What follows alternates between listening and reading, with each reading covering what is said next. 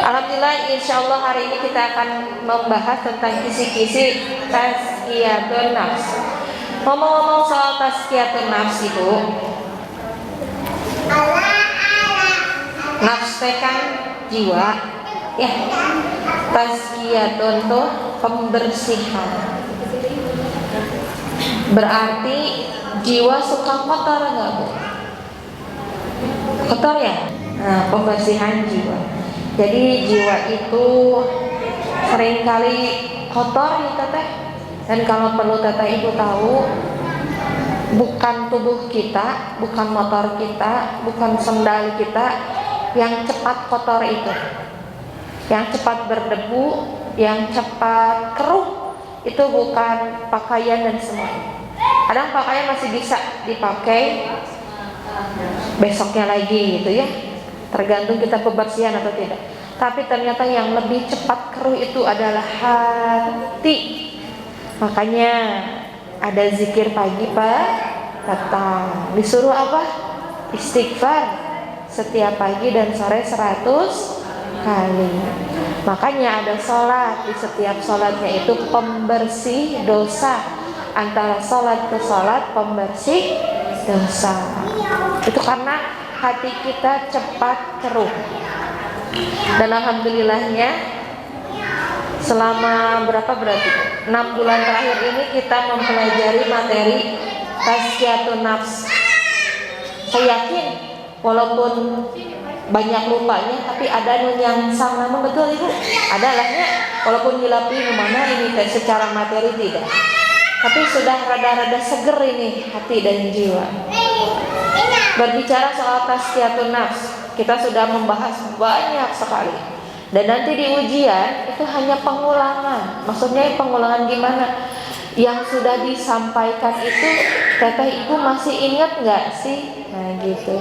Jadi kalau memori pengen cepat ingat itu bukan disimpan di sini, Bu. Simpan di hati. Disinilah tersimpannya ilmu itu di hati. Disinilah tempatnya khusyuk hati di sini. Ada saudara yang banyak kita pelajari dari mulai perkenalan dulu tuh, apa itu hati, bagaimana kondisi hati yang apabila dia sehat, bagaimana kondisi ciri-ciri hati yang sakit, apa penyebab hati bisa sakit, bagaimana cara menyembuhkannya, dan bagaimana cara mencegahnya. Lebih baik mencegah daripada mengobati. Dan kita di sini duduk itu sebagai upaya, bukan mengobatinya, tapi mencegahnya. Karena insya Allah hati teteh ibu semua di sini ketika mau duduk di sini itu hatinya sudah mulai menuju sehat. Karena kalau hatinya mati atau sakit, mungkin masih tidak mau taklim. Upaya teteh di sini duduk ini adalah untuk mencegahnya, tidak hanya untuk mengobati. Gimana caranya? Dengan taklim, dengan ilmu, dan dengan Al-Quran tentunya. Kita sebutkan kisi-kisinya ya. Apakah teteh masih ingat?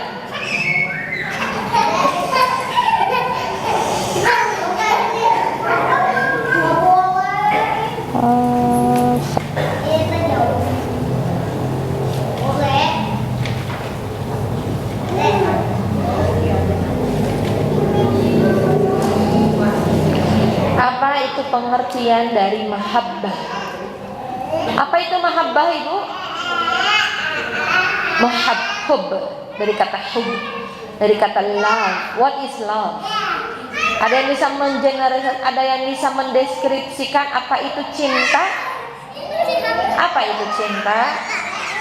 Jauh rindu. Nanti ibu tidak mau berpisah. Itu cintanya, betul nggak sih? Ibu pernah jatuh cinta nggak sih? Pernah, atunya mata ngalarikah gitu nah. Udah anak opat tebogoh kumaya. Cinta. Jadi cari lagi pengertian apa itu cinta.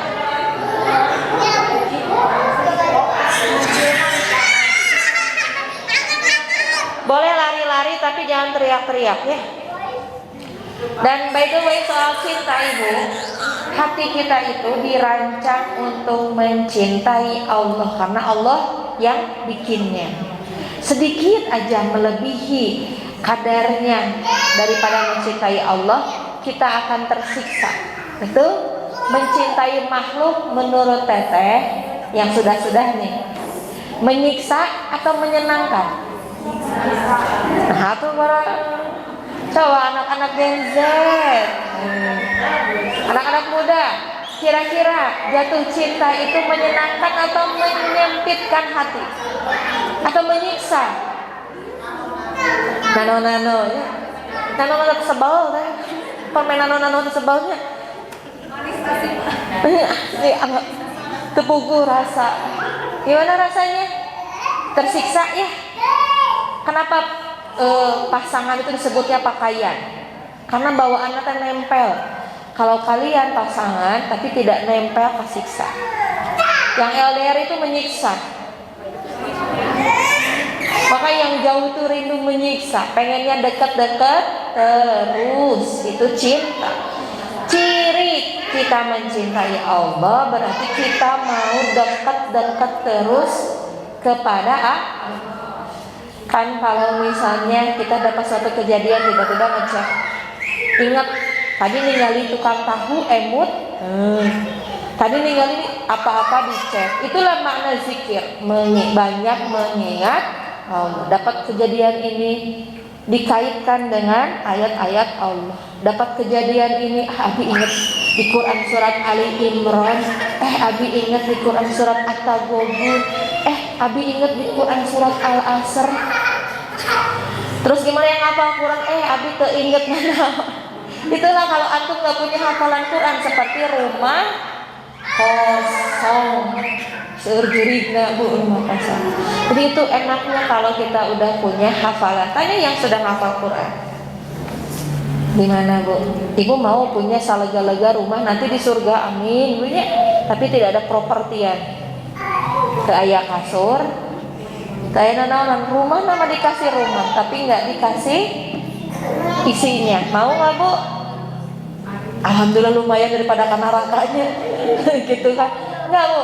Hiasannya adalah Al-Quran. Jadi harus tuh punya cita-cita tinggi, 30 juz hafal Quran, mutqin.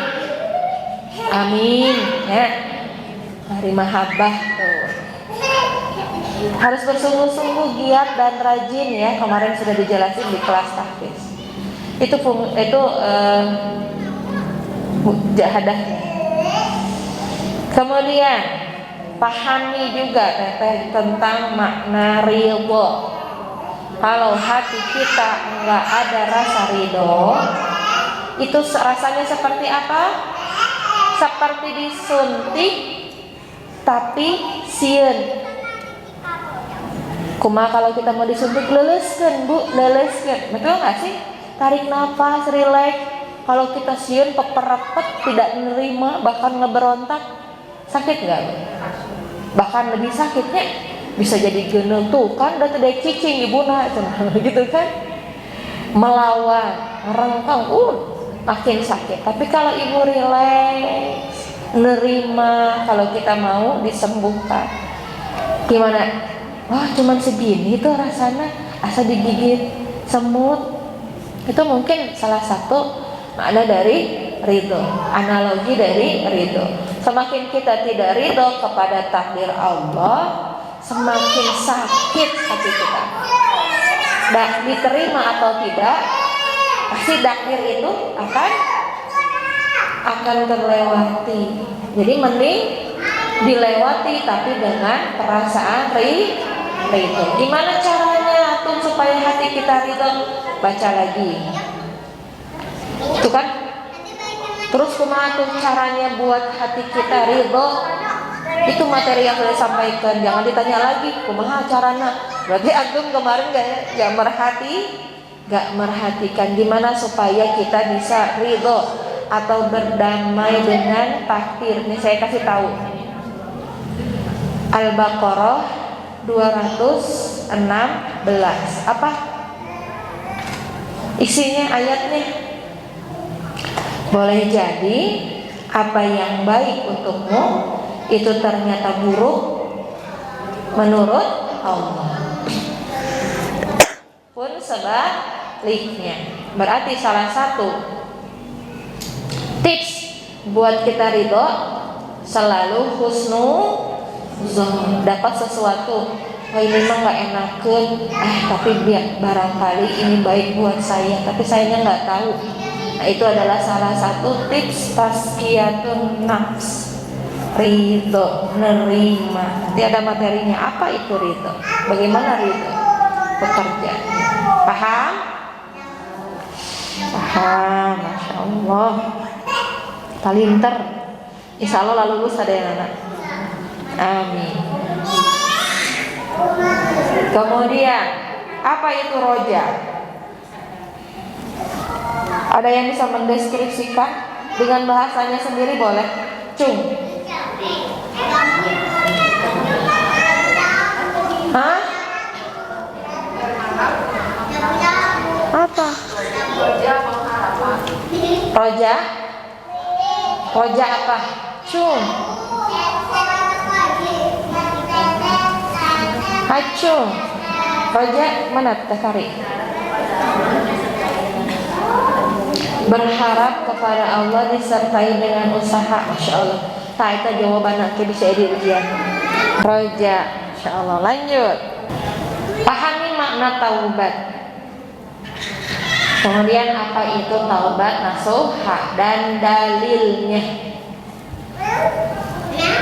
Hati kita akan terus keruh dan kotor kalau kita merasa selalu di pihak korban atau selalu merasa di pihak yang paling benar. Tahu gimana rasanya jadi korban? Gimana rasanya jadi korban? Selalu menyalahkan di orang lain atas segala yang dia lakukan. Maka kunci untuk melepaskan rasa sakit itu yaitu dengan taubat nasuha, atau bagaimana? Merendahkan diri, mengakui kita juga manusia pasti punya kesalahan. Jadi nggak cuma punya peran korban, kadang-kadang kita juga bisa jadi seorang pelaku. Jangan punya mental korban. Mental korban kudu diganti rugi, kalian harus menjaga perasaan saya. Jangan. Kita tidak bisa menyenangkan banyak orang, dan Allah nggak nyuruh kita untuk menyenangkan banyak orang. Ada orang yang nggak suka sama kita, terserah, karena memang tugas kita bukan menyenangkan banyak orang. Tugas kita hanya menyenangkan atau melakukan apa yang Allah senangi dan sukai, segitu. Tapi kita disuruh apa sama Allah? Jangan pernah menyakiti satu makhluk hidup pun. Itu jangan nyakitin, bukan jangan harus menyenangkan banyak orang. Itu kuncinya. Kalau teteh pengen hatinya legowo, pengen hatinya tenang, bersih, jangan punya mental korban. Saya di sini yang dizolimi, saya yang paling tersakiti. Siapa tahu kita juga adalah pelaku. Bisa jadi kita melakukannya ke orang lain, tapi dibalasnya ke ini. Begitulah cara dunia bekerja. Kita menyakiti si A, tapi dibalas sama si C. Bisa? Bisa ya? Kadang juga kita berbuat baik. Kita berbuat baiknya ke si B, ternyata balasannya datang dari si D. Gak semua tuh harus dari orang yang sama. Makanya sering sakit hatinya ibu-ibunya. Dia udah baik, saya udah baik ke orang itu, ternyata gak dibalas. Ternyata balasannya gak di sana, Bu. Karena balasannya datangnya dari Allah lewat pintu, bukan pintu Doraemon, bukan pintu mana saja, lewat pintu yang paling kita tidak sangka-sangka. Dan dalilnya tentunya sudah tahu dalil taubatan nasuha di mana?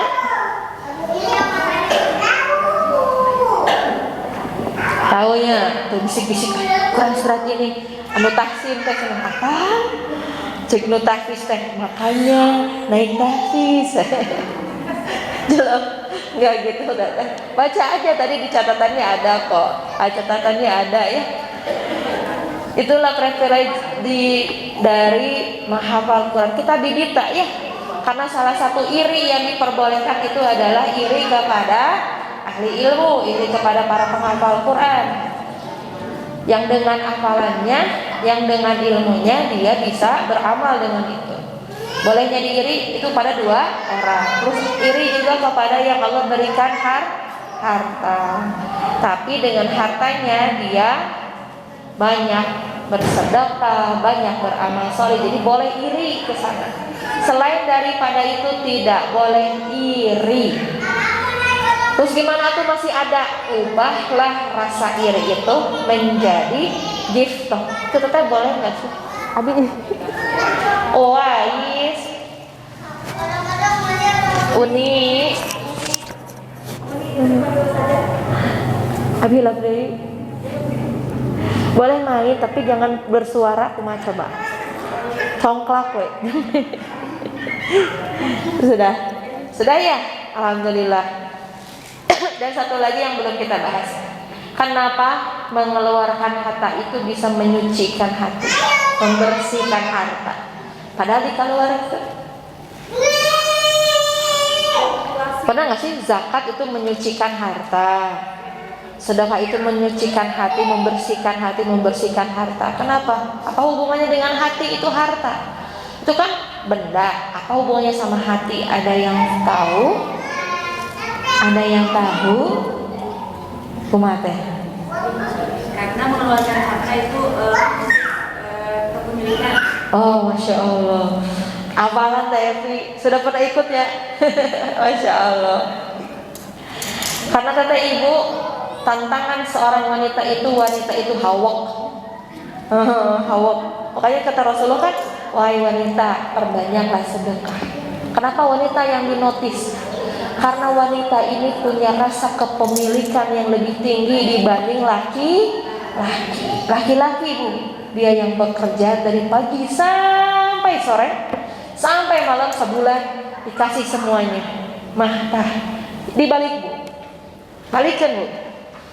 Wanita dari pagi sampai malam, papa iya bisa bu? Bisa. Selain dari fitrah dan kodratnya, itulah wanita. Bahkan ketahui dari mana? Hartamu. Wah, tapi itu bukan dalil pada ibu ya. Makanya kata Rasulullah, kenapa harus banyak bersyukur kepada laki-laki, kepada suami? Karena itu tadi, laki-laki itu tidak diberikan fitrah kepemilikan. Laki-laki itu tidak punya rasa kepemilikan terhadap harta. Maka ujian laki-laki itu bukan di harta. Di mana? Di kita bu ujian nanti. Jadi ibu itu adalah ujian terberat suami ibu. Terus kita merasa jadi korbannya. Suami teh kamu ya. yang jadi ujian buat saya. Ya, jadi jangan ngerasa kita jadi korban. Suami saya gini, kita ngerasa jadi korban. Padahal ternyata kita pelakunya gitu. Unggul Kang Cepi seri. Belum ngalaman kan? Belum ngalaman pusingnya menghadapi mood wanita. Karena wanita tuh gitu bu, bengkok. Saya juga wanita dan saya ngerasakan naik turunnya mood. Maka kalau wanita cenahnya banyak quote-nya sekarang, tidak disibukkan dengan menuntut ilmu seperti ini, tidak disibukkan dengan Qur'annya, dengan hafalannya dan semuanya. Dia akan disibukkan dengan prasangka-prasangka dan perasaan-perasaan. Nah, si papa can uihnya, nah weki can uih, nah gajian enak kurangnya, nah enak iya, nah enak itu semua prasangka wanita.